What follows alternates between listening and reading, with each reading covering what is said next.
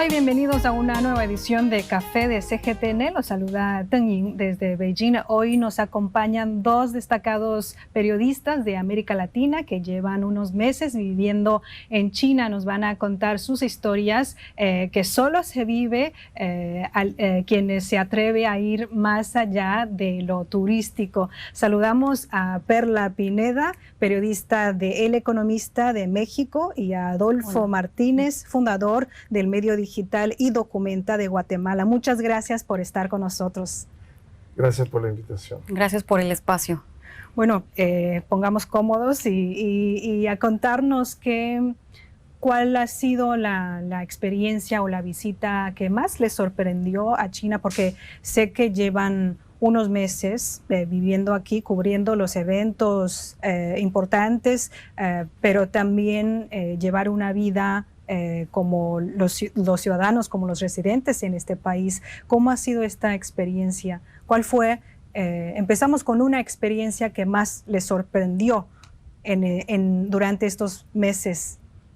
Perla, ¿quieres empezar? Sí, es una experiencia enriquecedora tanto profesionalmente como personalmente.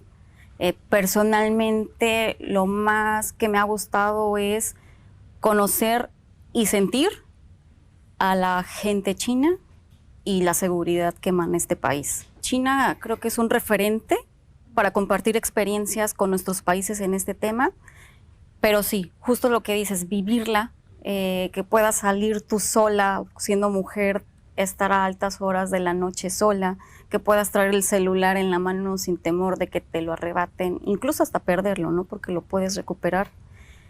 Tener esa sensación como tal de libertad, no creí poderla experimentar aquí en estos meses. ¿Y Adolfo, estás de acuerdo? Totalmente. De hecho, sorprendido porque puede uno hacer prácticamente cualquier cosa sin preocupaciones de que te vayan a asaltar, a robar, o como en nuestros países lamentablemente sucede. Así que eso fue una muy grata sorpresa de estar acá. Entonces, la vida aquí, dirían ustedes que es muy diferente o es lo mismo que pensaban antes de venir.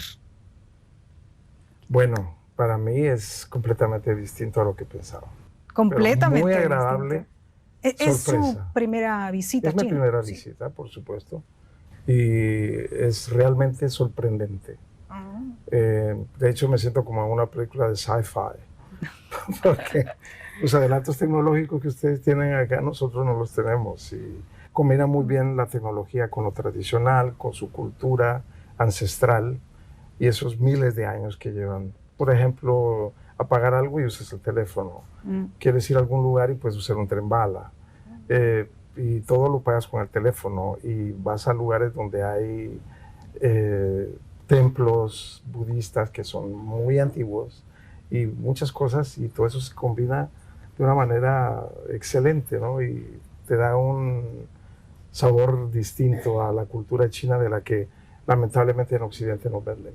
Han viajado en tren bala, ¿no? Perla ha escrito algo sobre el tren bala. Sí, justo como tuvimos la experiencia de viajar a la provincia de Jiangsu, fue la primera vez que me pude subir a un tren de alta velocidad, y de ahí también surgió el interés de justo de escribir de este medio de transporte, ¿no? Porque pues aparte de que tienen un sistema amplio de red ferroviaria, también es muy interesante, ¿no? Desde que compras tu boleto, que también puede ser en línea, sin necesidad de venir a imprimir a la estación. Ajá.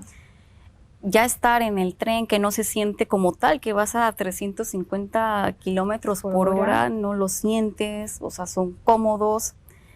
Y pues sobre todo, también que noto que para ustedes, para la población, ha sido un medio de transporte eficiente. Sí. Las distancias son largas, pero a final de cuentas también creo que eso ha ayudado tanto a ustedes en movilidad y a las empresas, ¿no? Para hacer negocios y acercar ya a las provincias sin este problema, ¿no? Sí, para reuniones presenciales. Hay muchas personas que viajan entre Beijing y Shanghai, por ejemplo, a diario para sus encuentros de negocio, para esas actividades comerciales. Este tipo de transporte sí les ayuda a mejorar la eficiencia. Pero el tren bala, el tren de alta velocidad, ha sido la forma de transporte favorita para ustedes aquí en China. Pues a mí me gustó muchísimo porque es rápido, cómodo y muy seguro, porque ni siquiera te ponen un cinturón de seguridad. Y me sorprende porque... No se siente la velocidad. Claro, de hecho. ¿no? Simplemente ves que los árboles pasan rapidísimo, Sí. pero muy suave, muy cómodo y seguro. Sí, es muy novedoso ese tipo de transporte, por lo menos para mí ha sido novedoso. No sé si el favorito, pero novedoso. ¿Qué fue lo más novedoso que a usted le pareció al llegar o en esos meses aquí en China? Además del tren bala, porque ya hablamos. Bueno, novedoso casi todo, porque la tecnología, repito, ha sido uno de los fenómenos que me ha impresionado mucho de China. El pago digital. Los pagos digitales, exactamente, que es como muy accesible, a la mano, fácil, y además que creo que es inclusivo. A mí me sorprendió esa parte de que de todas las edades, gente mayor está familiarizado con la tecnología y pues sabe utilizar su código. Sí, y los niños con sus relojes. Sí, esta parte coincido totalmente con Adolfo. Sobre todo que está muy avanzado, porque en nuestros países pues sí se puede hacer una transferencia también bancaria, pero no es tan rápido como tener la app desde nuestro teléfono y poder hacer pagos para todo, para el metro, que para el restaurante, o hacer una cita para el doctor, que también desde ahí ya se puede hacer una cita y pagarla antes de llegar a la cita. Sí, y han ido a lugares especiales, además de los lugares para practicar el periodismo o los museos. Pues mira, a mí realmente me gustó mucho, te mencionaba el Hanfu, en la provincia de Henan. De Henan. Estuvimos allí y pues no sé si tú, pero yo sí me disfracé, perdón, con todo respeto, y me pusieron un traje que me dijeron que era del emperador. De Confucio. O de un filósofo, ¿no? De emperador vistieron a Mauricio, un colega de Colombia que viene, y así a alguien lo disfrazaron o lo vistieron como un guerrero, y lo pasamos muy bien, o sea, era una fiesta completa. Allá en Henan. Sí. ¿Fue en un museo o en un evento? No, fue un evento. Había un festival ahí en la ciudad y pudimos ahí experimentar esa cultura que justo ¿Y podíamos tomaron vestirnos. fotos, videos? Sí, pudimos experimentar esa parte de la vestimenta china, de esa parte. Aquí de la en provincia. Beijing no les han llevado a lugares, por ejemplo, el Museo del Palacio para vestirse. Allí vimos realmente también a muchas personas con sus trajes tradicionales. Ahí sí se viste mucho de emperador y emperatriz. Sí, la gente local. Ahí nosotros ya no tuvimos la oportunidad o no decidimos vestirnos, pero sí, hemos visto, no sé si es una tendencia o realmente es una costumbre, de que los locales se estén vistiendo, ¿no? Tradicionalmente. Sí, porque pues, y también los vestidos de esa época o de los emperadores quedan mejor en ese lugar, sobre todo porque fue donde trabajaba y vivía el emperador de China. Pero han viajado a muchos lugares, además de Henan, además de Suzhou, que mencionabas. Han estado en Xinjiang también, en Sichuan. ¿Qué historias les han quedado en la mente y las tienen guardadas para contar a la familia cuando regresan? Pues mira, yo les voy a contar todo. Desde el día primero. Desde el día primero, llegar aquí, el aeropuerto es fantástico. ¿Cómo fue? Pues es muy grande, ¿no? Y está sumamente desarrollado y muy fácil. El aeropuerto de Beijing. El aeropuerto de Beijing. Y luego que hemos viajado en el tren bala, pero tal vez en el último viaje que tuvimos en el desierto, no ¿Desierto? Sí, fuimos a la parte desértica. Sí, fuimos de la región autónoma de Xinjiang. Xinjiang. y estuvimos en algunos lugares como el bosque de Piedras Rojas. Es algo impresionante, ¿no? Porque las piedras están talladas por la erosión del viento y tienen formas muy, muy peculiares. Y se ve lindo, ¿no? Algo que no ves en otros lugares. ¿Y algo que fuera de la agenda pasó? Pues realmente no, al menos en mi caso no. Yo sí he tenido la oportunidad de viajar fuera de la agenda profesional, sí me he dado el tiempo de viajar personalmente, que he ido a Hunan, a esta parte de Sanyayé, Chanchache. y a Chongqing. Digo, Sanyayé, digo, ya vi... Ambos son zonas montañosas, O sea, ¿no? sí, y bueno, un poco diferentes. Sí. Pero me impresionó mucho ser parte justo de esta parte turística en Hunan, que yo veía en mi vida un poco imposible viajar a esta parte. Claro. ¿Cómo fue la planeación de todo el viaje? Porque vas a necesitar a buscar información en redes en chino. Pues mira, desde México en Instagram veía mucho los reels de esta parte de que mexicanos u otros influencers de otras partes del mundo ya te indican, puedes ir a las montañas de Pandora o Avatar, que es la referencia a la película, la Puerta del Cielo, que está un poco más en el mismo parque, pero está más lejos. Sí. Y ahí empieza como la búsqueda. Ya estando aquí, fue bueno, hay que viajar en tren o en avión, a ver cuántos días nos quedamos, porque pues es una provincia grande. Sí. Y pues también muy diferente, ¿no? También en gastronomía y todo muy interesante por el tipo de turismo que hay, que aunque es local, vi que era más coreanos, obviamente latinos fue muy poco, que en realidad también no, turismo extranjero fue muy poco con el que me encontré, pero al final de cuentas me llamó la atención que también está hecho, ¿no? Para recibir a los coreanos, que veía que les gusta mucho esta parte. Sí, porque hace años ellos viajan a esa zona de China. Sí, eso fue interesante también conocer. Yo no sabía que el turismo coreano era importante en esa parte, ¿eh? Si van más latinoamericanos, ya dentro de poco van a poner letras en Exacto, en hasta el menú te lo van a poner en pesos. Claro. ¿Y te gustó la comida de ahí en Chanchache? Porque se come mucho picante. Sí, me gustó porque yo como buena mexicana busco el picante y pues sí, fue como la provincia más cercana de lo que encontré, el saborcito que le da el picante. ¿Y recuerdas un platillo que te dejó típico? Una impresión? No, pero sí me llamó la atención que eran diferentes, ¿eh? O sea, si yo quería unos noodles, la gente no servía noodles, ¿no? O sea, no es como... ¿Y no había dificultad? O sea, entras al restaurante ahí en Chanchache y pides la comida sin problema. Sí, justo era lo que quería mencionar, que a mí me daba mucho miedo la barrera del idioma. Tu idioma es complicado. Porque también es la primera vez que viajas. Pero la verdad es que la gente, los chinos son muy amigables y hasta encuentran mejores maneras de comunicarse que uno. O sea, si yo quería señalar algo, ellos ya sabían comunicarse mejor que yo. Con gestos. Sí. Están preparados, creo que para recibirlo en esa parte, o sea, y eso me gustó mucho, que también el idioma no tiene que darnos tanto miedo.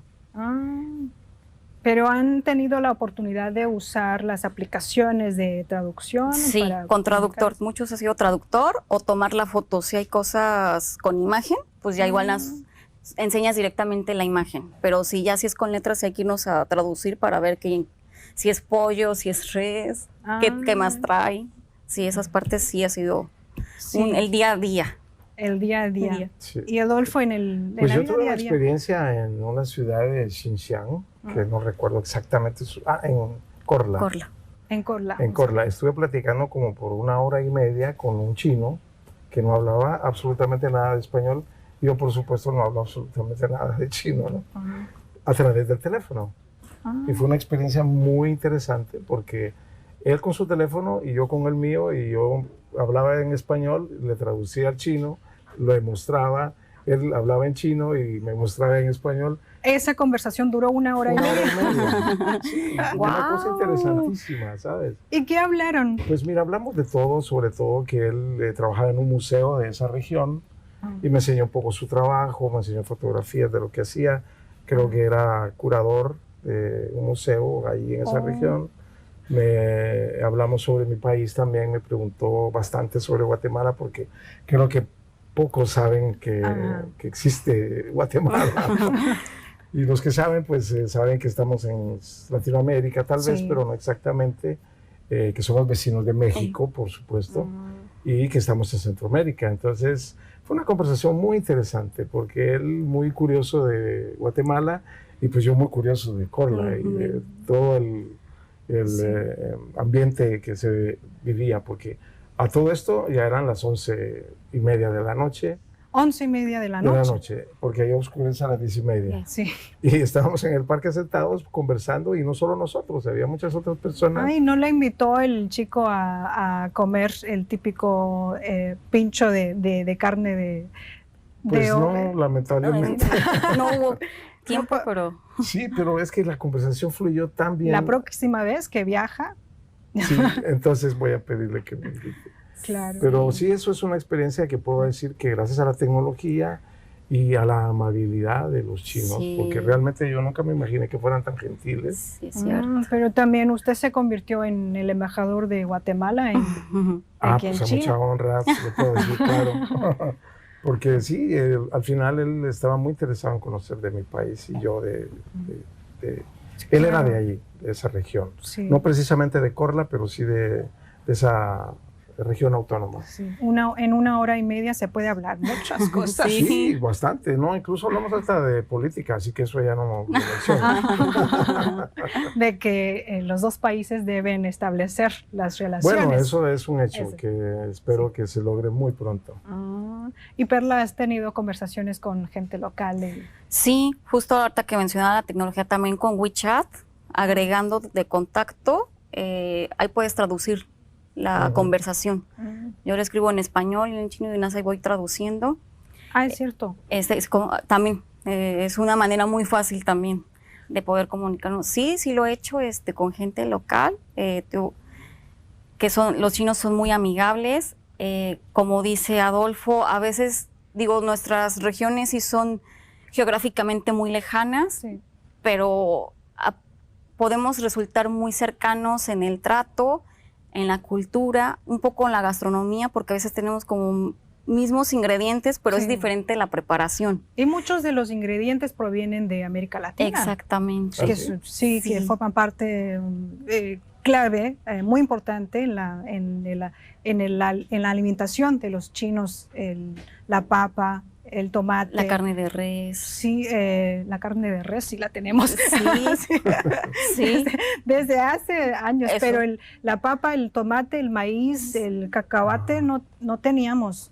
Incluso el aguacate. El aguacate, sí. Muchos productos, verduras, llegaron a China en el siglo X, en la dinastía Ming, cuando había ese barco china que viajaba entre Acapulco y llegó a Manila y después al sur de China. Con esa ruta llegaron esos productos de su tierra a China y el pueblo de aquí empezaron a adaptar y a encantarse de esas comidas de nosotros y que hoy en día tenemos mucho en común en la alimentación, en la comida. Sí, es lo que he podido descubrir a través de las conversaciones con la gente local de aquí. Y otras cosas, ¿no? Del idioma un poco de nuestras costumbres también. Sí. ¿Qué costumbres? Pues, por ejemplo, que fuimos a Sichuan, esta parte de máscaras, a mí luego me remitieron a algunas culturas antiguas de mi país, exacto. Con sus diferencias, pero al final de cuentas dije, mira, sí hay algo que nos puede unir.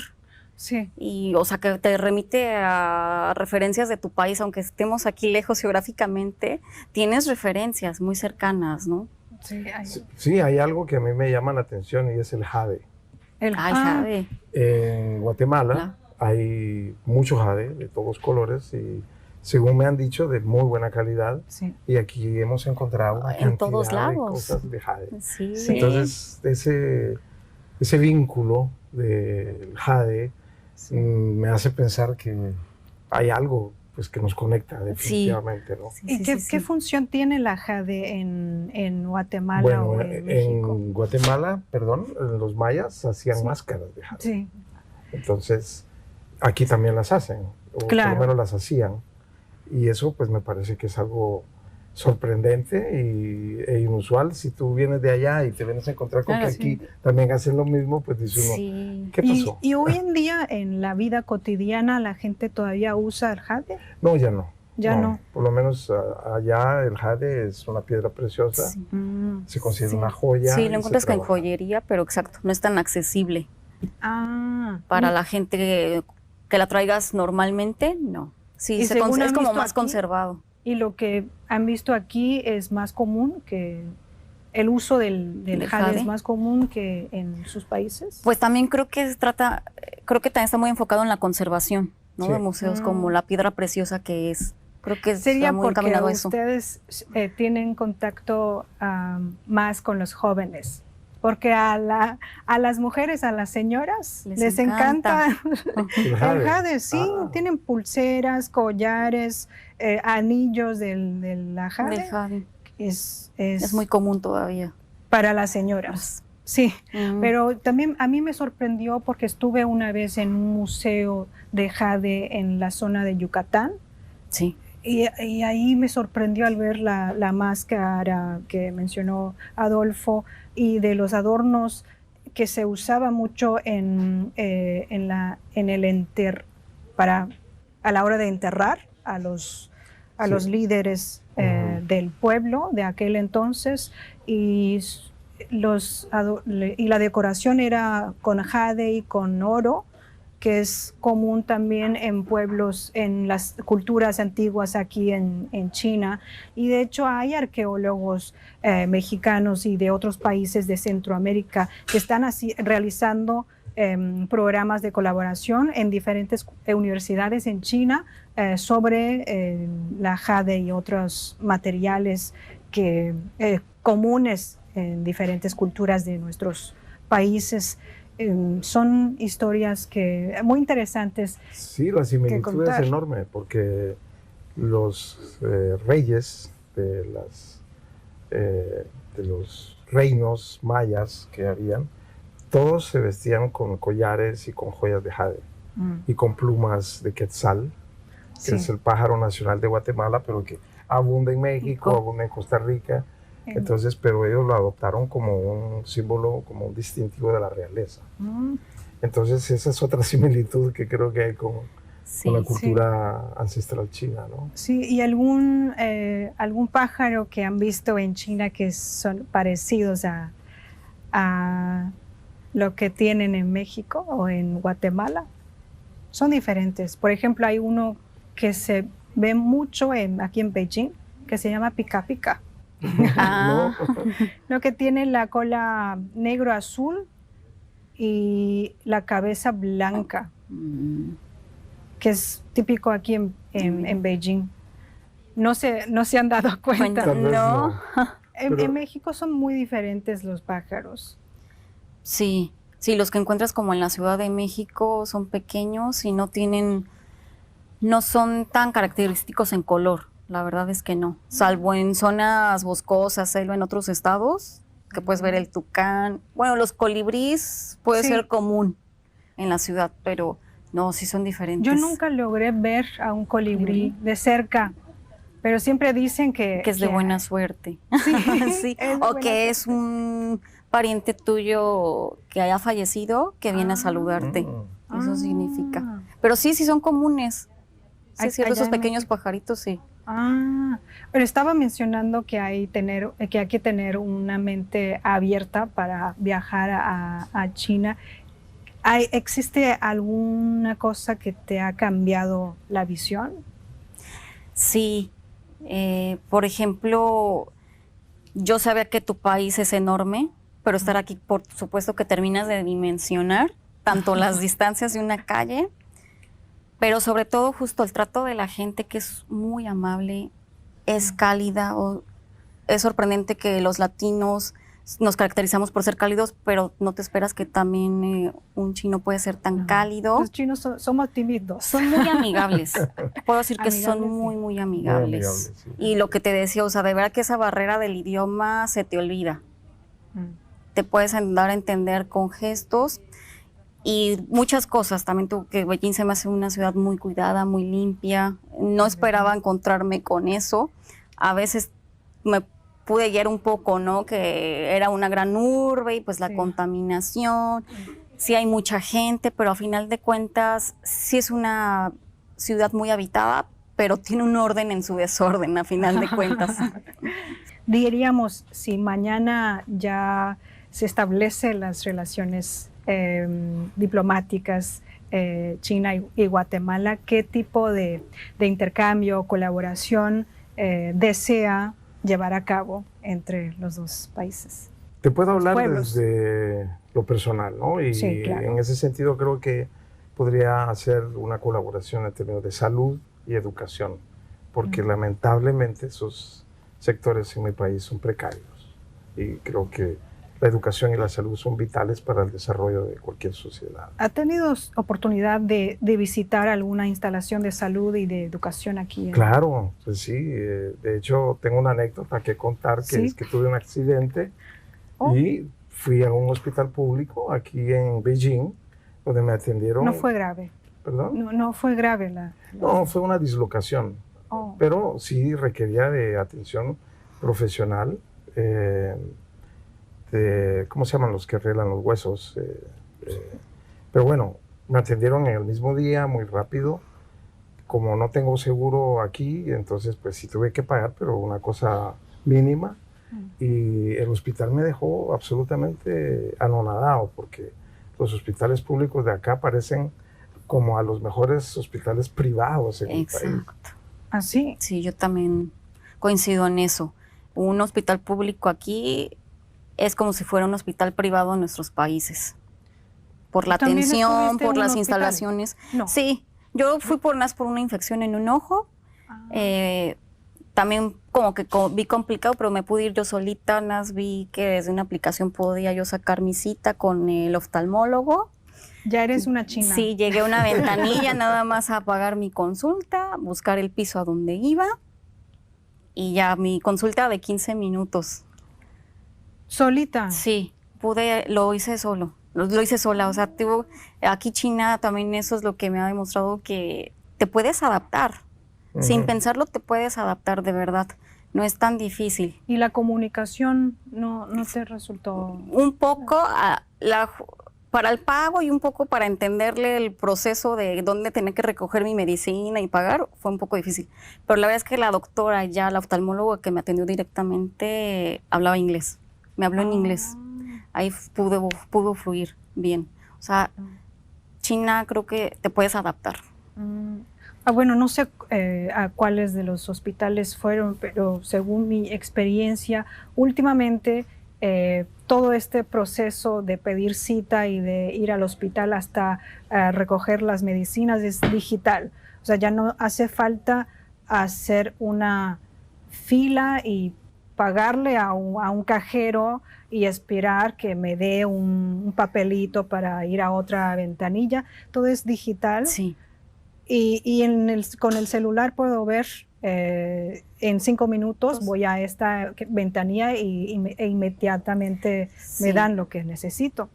Sí, Eso para mí es un avance muy grande. Sí, la inmediatez, yo también estoy sorprendida con la inmediatez sobre todo. Y te digo esta parte también de inclusión, o sea, que tanto como tú como extranjero puedas acceder a los servicios sin un problema. Que podrás pensar de, híjole, pues primero son los locales, nosotros tenemos que hacer un trámite especial o una cierta área. ¿No? Es muy accesible, o sea, de verdad que te sientes parte de. Mira, yo que llegué de emergencia, me atendieron de emergencia.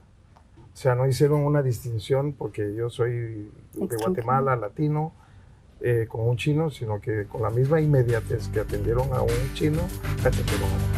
Y eso me dijo